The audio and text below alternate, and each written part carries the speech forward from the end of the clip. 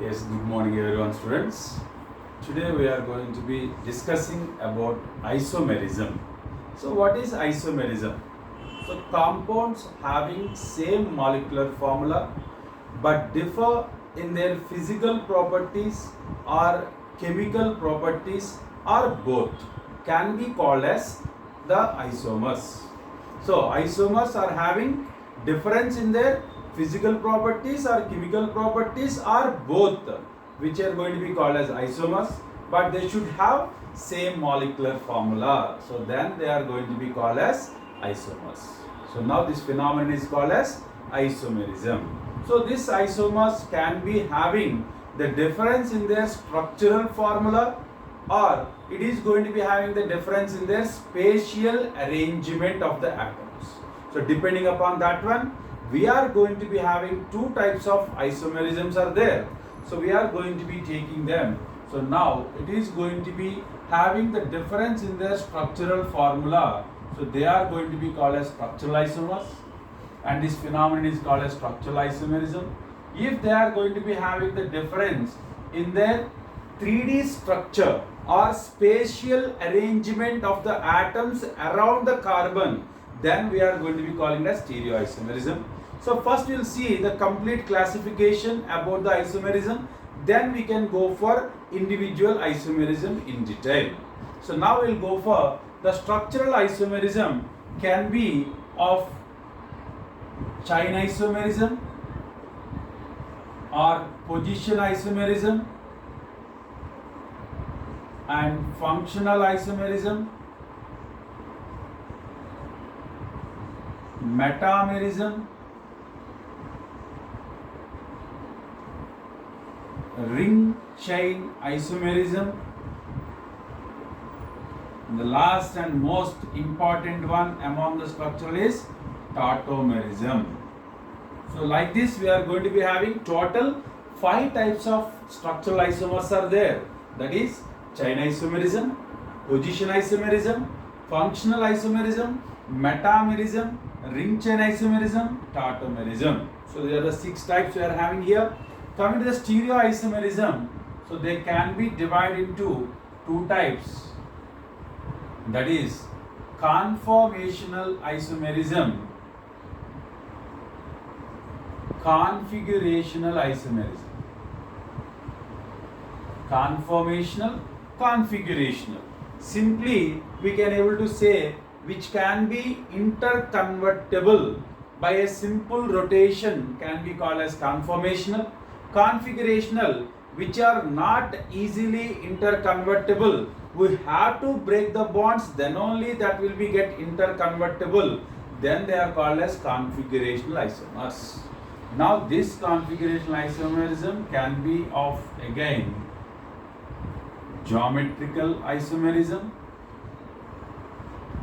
optical isomerism. So configurational isomerism can be of 2 types, that is geometrical, optical. As I said, one is not interconvertible to another one. That not interconvertibility is because of restriction of the rotation. Here simple rotation is possible, here that rotation not possible. So that rotation restriction because of a double bond, it's going to be geometrical isomerism, and it is because of a chirality of the molecule, then it is called as optical isomerism. So like that we are having. So geometrical, further we are having cis-trans isomerism, EZ isomerism, syn-anti isomerism, whereas optical we are having diastereomers and enantiomers. So we will be discussing all those things in detail when we are discussing about the geometrical, optical. Is it clear now? The classification of the isomerism, where we are going to be having the classification is based on the where they are differ. If they differ in their structural formula, that is 2D arrangement of the atoms in a particular molecule, then they are said to be structural isomerism. Stereo, which are going to be having the difference in their 3D structure, that is spatial arrangement of the atoms around the carbon, are going to be called as stereoisomers. Understand? Now the structural isomers are further divided into chain, position, functional, metamerism, ring chain, tautomerism based on the one particular factor of chain length, position of the substituent, functional group present in them, and the substituted alkyl groups present around the functional group, and we are having the ring chain. Their constitution is different, and the tautomerism, they are different positional of the proton. So then they are said to be tautomers. And here we are having stereoisomerism. It is of two types where they are different in 3D structure. Can be interconvertible by a simple rotation, conformational. If they are not able to be rotated simply because they will have some restriction due to double bond, geometrical isomers, or restriction due to chirality of the molecule, then they are called as optical isomers. So like this we are having the classification which is going to be explaining the isomerism broadly. Now we are going to be taking in detail about one by one the isomerism. First we will take the structural isomerism, chain isomerism. So what I said, the structural isomerism is, structural isomerism is going to be having the difference in the linkage of the atoms in a particular sequence of carbon chain or sequence of carbon, hydrogen, oxygen. So like that we are going to be having the difference. So then they are said to be structural. So first we are talking about chain isomerism. So what is chain isomerism? They are having the difference in their chain length. So what chain length? They can differ in their main chain length or side chain length. Any length can be the differed, then they are said to be chain isomers. So when they are going to be differ in their chain length, how will come to know? So I'll take one example, then I'll go for the explanation. Example, I am taking it for CCC. Minimum number of carbons required to show chain isomerism are 4. When we are having the 4 minimum number of carbons in case of alkanes, then only we can able to get the chain isomerism. Why? Because they are having the arrangement difference can be seen when the minimum number of 4 carbons are there. Whenever we are having the linear arrangement, we are giving its name N. Its name will be N. How many carbons are there? 4 carbons are there. That's why I give the name N-butane. Now I am going to be taking one more. So now same 4 carbons. Now they are arranged. All are arranged in x-axis. Now they are arranged in x and y-axis. So that's what the arrangement difference in their chain length. So then they are said to be chain isomers. When all are linear, I said N. When we are having terminal carbon is going to be having the 2 methyl groups attached, then this particular thing is called as iso, and total number of carbons are 4. Isobutane. So like this I can able to give chain isomers possible for a given compound by making the arrangement difference. I can able to arrange like this only. Any more arrangements are not possible. That's why the number of chain isomers possible by C4 is going to be 2, butane. Now I will take one more example. C, C, C, C. Now how many carbons are there? 5 carbons are there.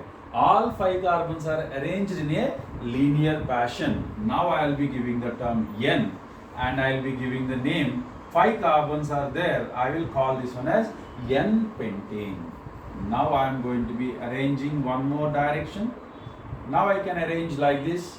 So again it is going to be having iso group. So that's why I will give the name iso, and total number of carbons are 5. That's the name I will give, isopentane.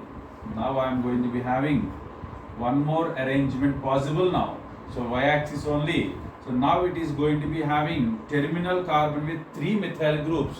When 3 methyl groups are there, we are going to be using neo, and total number of carbons are 5.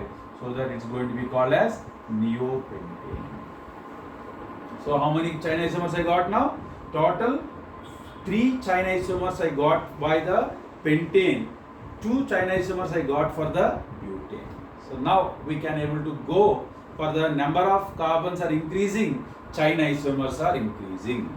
If at all I am taking the C6, I can able to get 5. C7, I can able to get 9. C8, I can able to get 18. C9, 35. C10 75, C15 4347. If I am taking C20 3,66,319. So the number of carbons are increasing, the number of China isomers increasing. So this is what we can able to find out. The number of China isomers possible by the number of carbons are increasing. It is keep on increasing. See how many China isomers are possible by 20 carbon.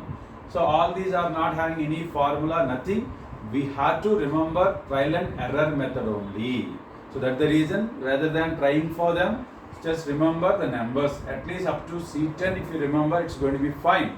After C10, it's not that much important, but still up to C10, they can able to ask us the questions, so that you have to remember. What is the number of China isomers possible by decane? Decane means C10, so that we are able to get the 75 China isomers by decane. So that's what they can able to ask us. Pentadecane, it's going to be C15. 4347 China isomers are going to be possible. So this is what you have to remember it. Now at least we will try for the C6 hexane. How many China isomers are writing? 5 China isomers are writing. So how it is going to be forming those 5 China isomers? We will check it. As we discussed already, we are having N iso neo. Similarly, we are going to be discussing about the C6 will have 5 China isomers. That 5 China isomers, how it will be, we can able to go through it now. See, for example, we are going to be having C, C, C, C. So total 5 carbons. C, C, C, C. Total 5 plus 1, 6 carbons. Now same 5 carbons, instead of writing here, I can able to write here. Now 4 carbons, I can write here and here. Now I can able to write here and here. So this is how I can able to write the total 5 China isomers are possible. So I will write this one as 1, 2, 3, 4, 5. So total I am going to be getting the 5 China isomers by this particular hexane. Now we will go for all relations what you are going to be having. 1 and 2, 1 and 3, 1 and 4, 1 and 5, 2 and 3, 2 and 4, 2 and 5, 2, 3 and 4, 3 and 5, 4 and 5. So these are the combinations are possible. Whether all these combinations are comes under China isomers or not, we have to check it. How we can able to check it? See, for example, already we wrote off earlier N iso neo, but here we are going to be having the whatever the number of carbons are there, that one will decide the root word of the IUPAC name. We will never have 2 isomers with same IUPAC name. So that's why when we are going for trial and error also, how to check whether I am writing the different isomeric structure, I am writing the same isomeric structure with a different shape. So that's what we are supposed to understand from this isomerism topic, the China isomerism. So what is important here? When we are going to be looking for that particular chain length, so that should have different root word, then only we can call them as China isomers. Now I will give the names for them. Now this is going to be IUPAC names I am keeping now, hexane, and this is going to be 1, 2, 3, 4, 5. So 2-methyl pentane. Then this is 1, 2, 3, 4, 5. It's going to be 3-methyl pentane. 1, 2, 3, 4. 2,2-dimethyl butane. 1, 2, 3, 4. 2,3-dimethyl butane. So these are the total 5 names I wrote off. Based on that one, we have to go for whether they are going to be comes under China isomers or not comes under China isomers. Now, hexane, pentane. So what should be the difference? I said they should differ in their root word. Then only we can able to say them. It's going to be China isomer. Now it is hexane. It is having methyl pentane. They will have 5 carbons, but they differ in their root word. So that's why 1 and 2 are going to be China isomers. 1 and 3, it is hexane, it is pentane. Again, they are different in their root word and they are having the same molecular formula, can be called as China isomers. 1 and 4, hexane, and it is going to be having butane. So that's why I can able to say this is the one also going to be China isomer. 1 is hexane and this is going to be butane. So that's why I can call this one as also China isomers. When I am taking the first structure comparison with 2, 3, 4, 5, all of them are having the difference in their root word when you are writing the IUPAC name. That's why they are going to be comes under China isomers. Understand? Now we can go for comparison 2 and 3. So second structure is going to be having 2-methyl pentane. Third structure 3-methyl pentane. Now this one also having the root word pentane. This one also having the root word pentane. So that's why they will never be comes under chain length. If they are differ in their chain length, definitely they should have the difference in their root word present in a IUPAC name. But there is now difference between the root words of the 2 and 3 structures, pentane, pentane. So that's why 2 and 3 not China isomers. 2 and 3 are not China isomers. Now we can go for 2 and 4. So it's going to be pentane, it's going to be butane. So can be called as China isomers. 2 is pentane, 5 is butane. So I can call this one as China isomer.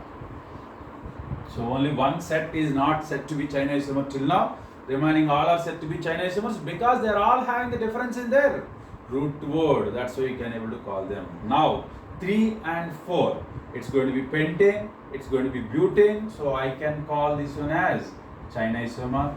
And 3 and 5, it's pentane, it's butane. I can call it as China isomer. Now 4 and 5, 4 is going to be butane and this is going to be butane, but we can't call them as China isomers. They are not China isomers. I hope everyone can understand. So what I am discussing here now regarding how we will come to know they are going to be China isomers or not going to be China isomers. What the difference you are supposed to check it? Any two isomers, not only structure I am saying it, any two isomers you are going to be taking, chain, position, whatever it is going to be, they should not have same IUPAC name. So that's what we are having the difference between the two isomeric structures. Now we are talking about China isomers. China isomers should not have same root word. They should not have same root word is not supposed to be present because they are chain length isomers. Chain length varies. Obviously they are referring the particular root word present in that IUPAC name. So that's the reason we can able to see the China isomers are not China isomers by observing their IUPAC names. We are going to observe IUPAC names here: hexane, pentane, pentane, butane, butane. So that we can able to say it whether they are going to be the China isomers or not China isomers by observing them. Hexane, it is going to be 6 carbon. Here pentane 5 carbons. Here pentane 5 carbons. It is butane 4 carbons. Butane 4 carbons. So that we can able to say it. We can able to get hexane, pentane. They are different in their chain length. That's why they comes under China isomers. First structure China isomer with all the 4. But within that second structure and third structure we got the not China isomer relationship. And the fourth and fifth structures as get not China isomers list. So that's what we are going to be having the difference between whether they are China isomers or not China isomers.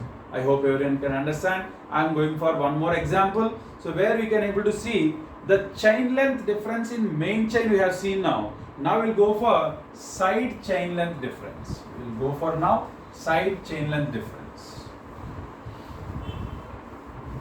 So I can ask you one question.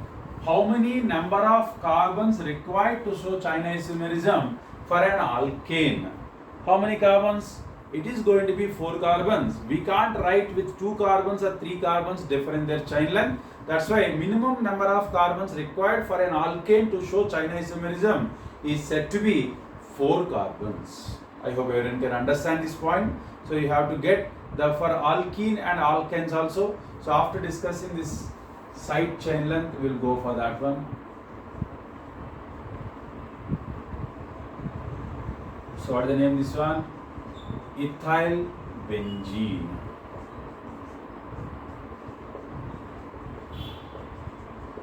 This one is called as O-xylene. So when we are going to be taking the ethyl benzene and O-xylene, they are going to be having benzene only, it's looking like. So you can able to write this one as 1,2-dimethyl benzene, isn't it? We can write it as a 1,2-dimethyl benzene. So it is also benzene, it is also benzene. So that's why you will be thinking like they are not going to be chain isomers. But they are differ in their side chain length. It's going to be ethyl benzene, it's going to be methyl benzene. So that's why I can say these two are going to be comes under chain isomers. And one more example, we can go for cyclohexane, methyl cyclopentane. Cyclohexane, methyl cyclopentane.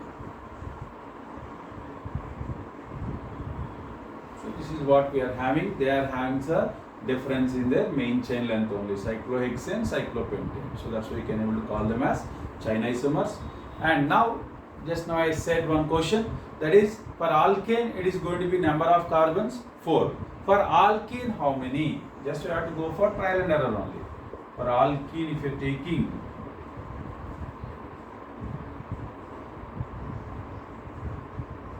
so it is going to be like this. Now you can able to write 4 carbons is going to be enough. N-butene, isobutene. I can able to get N-butene, isobutene. So I will go for alkyne now.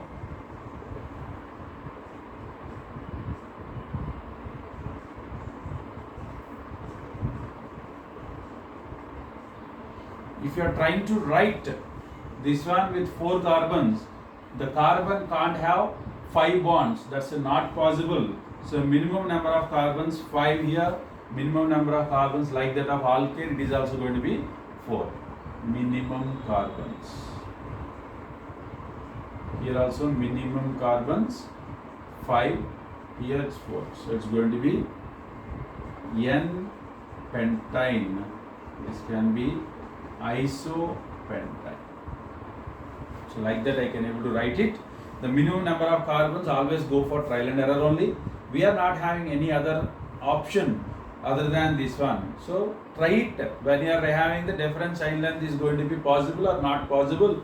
If you are getting the possibility, we can say the chain isomerism possible by with that number of minimum carbons. If it is not possible, we have to go for the next number carbon, then you have to try it. So like that you can say for alkane and alkene 4 carbons are required enough. For alkyne it required 5 carbons. So that's about the chain isomerism. We can able to say it. Now we'll go for the position isomerism. Position isomerism. So what is position isomerism? The name itself is going to be saying that position isomerism is going to be having compounds having same molecular formula but differ in their position of either substituent or a functional group, then they are said to be position isomerism. What is position isomerism? Compounds having same molecular formula but differ in the position of a substituent or a functional group, then they are said to be position isomerism. Now we'll go for examples, then we'll come to know how it is going to be differed from the chain isomerism. I'm taking the simplest example. 1-butene, 2-butene. Exactly speaking, but 1 in, but 2 in is the correct nomenclature according to the recent IUPAC. But for your understanding, I am writing like this: 1-butene, 2-butene. They are having the difference in the position of the double bond present at first position here. Here it is present at second position. So that's why they are differ in their position of the double bond. That's why they are called as position isomers.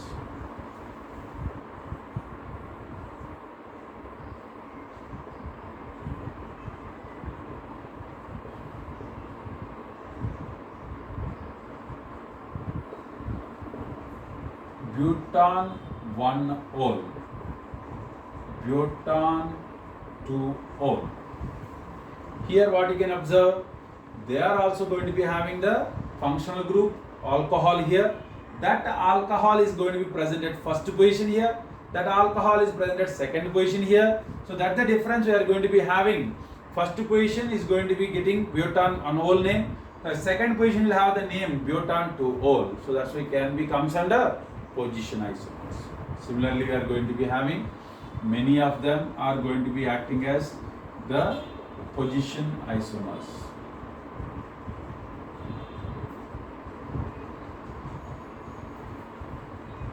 Butan 1-amine, butan 2-amine. So they are having the difference. So when we are going to be taking any particular functional group is going to be showing this particular position isomerism except CHO, COOH, CN, CONH2, COX. So where we are going to be having priority functional groups where we have to start number 1 from their particular position will not show positional isomerism. No position isomerism. This is a very important point we have to remember is position isomerism can't be shown by which functional groups. So which one it is going to be?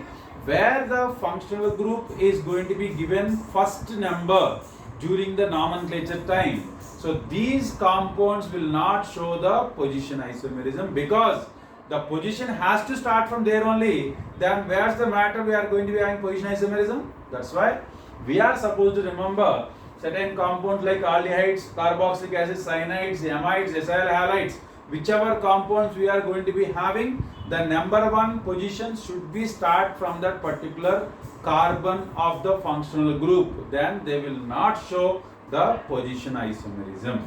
So that's what we are supposed to remember regarding the position isomerism. Is it clear? Now we should have a clear-cut differentiation between which can be called as chain isomers, which can be called as position isomers. What I said for chain isomerism, the compounds are having the same molecular formula but differ in their the chain length, and position isomerism they are differ in their position of the substituent. That's why whenever you are going to be looking for the chain isomerism, these chain isomers should have the difference in their the root word in their IUPAC name. Whereas position isomerism we are going to be taking, they should have the difference in their particular position of the substituent or the functional group. That means the root word should be the same. The root word should be the same. What examples we can able to come to know with this? Just I'll give now.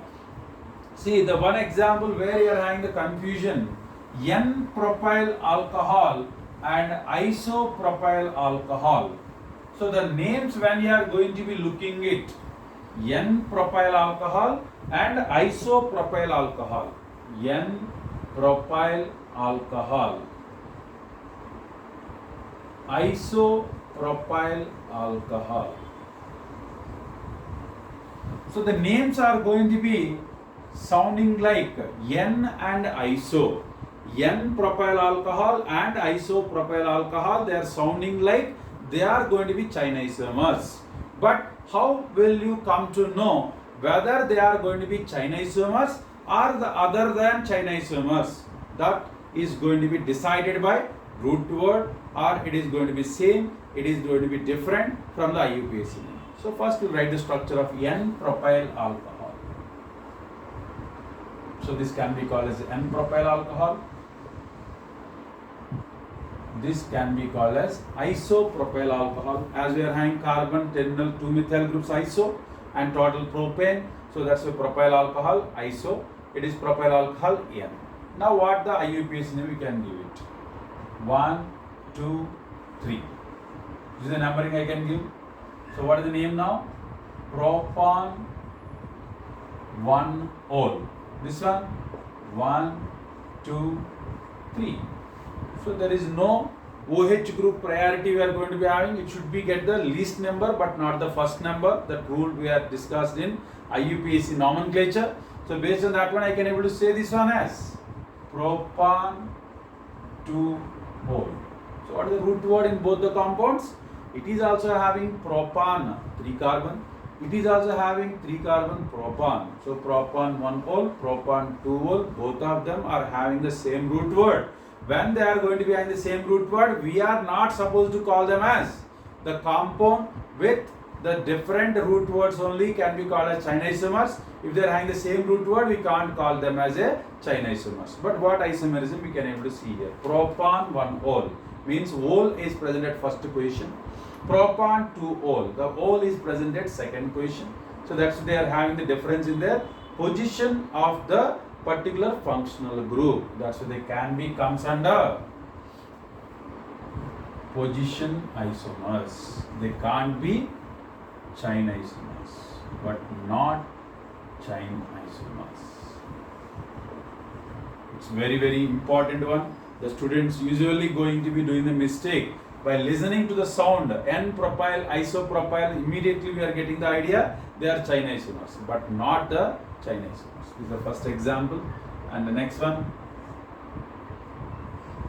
N-butyl alcohol. I am not saying the functional group because to get comparison, it is better to have the same functional group. N-butyl alcohol and isobutyl alcohol. As I am saying here, it is going to be position isomers. Immediately we will be getting the idea, thought like wherever the alcohol is coming and iso, they will be comes under position isomers. But not like that. Always you are supposed to check it according to their IUPAC name, whether they are having the different root word or not having the different root word will decide they are going to be chain or they are going to be position. So now we'll write the structure of N-butyl alcohol. The N-butane will have OH. Now it is isobutane, will have OH here.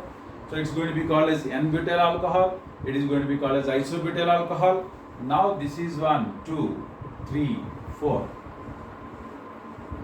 Now this is going to be butan 1-ol. Now here, if you are going to start from 1, 2, 3, 1, 2, 3, I am getting the maximum number of carbons are 3 only. That's why I will be going for like this the numbering. So now alcohol is going to get least number, that is the first number, and one we are having the substituent methyl, so that I can call this one as 2-methyl propan 1-ol. Now if you are going to see, it's butan, it's propan, so they are having the difference in their root word. That's why these two can be comes under China isomers, but not position isomers. So it is not the exception. As we are having N and iso, wherever it comes, it's going to be the China isomers only, but not the position isomers. But only the difference when you are having N-propyl, isopropyl, you got them as position isomers because they are having the same root word. We can't call them as the China isomers. That's why they will be comes under position isomers. Is it clear? So this is what we are going to be having. Still, similar things are going to be having the common nomenclature. What you are going to be present, they will also have this difference. Say for example, isobutyl chloride and tertiary butyl chloride. So we will not able to guess by listening to the name. It should be given the structure, then only will come to know whether they are going to be. Third example, we are going to be taking isobutyl chloride, tertiary butyl chloride. Isobutyl chloride is, this is isobutane, it will be chlorine here. Tertiary butyl chloride, tertiary carbon having this one, 1, 2, 3. So name will be 2-methyl 1-chloropropane. Here it is going to be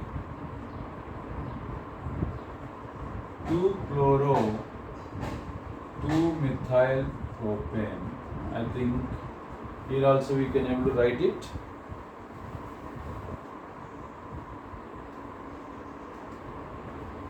One chloro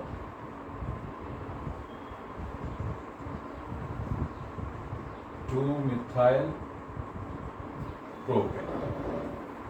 So 1-chloro 2-methyl propane, 2-chloro 2-methyl propane. Both of them are having the same root word.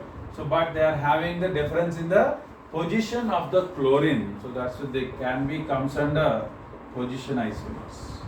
Can be comes under position isomers. That's what we are supposed to understand. By looking at their IUPAC name, then only we can able to came to know whether they are going to be position isomers or they are going to be chain isomers. Other than that, we are going to be looking like the names are, say for example, I given N-propyl and isopropyl. I given alcohol, but if you are taking the bromide, chloride, anything is going to be same only. So that's why we are not supposed to say them by listening to the name.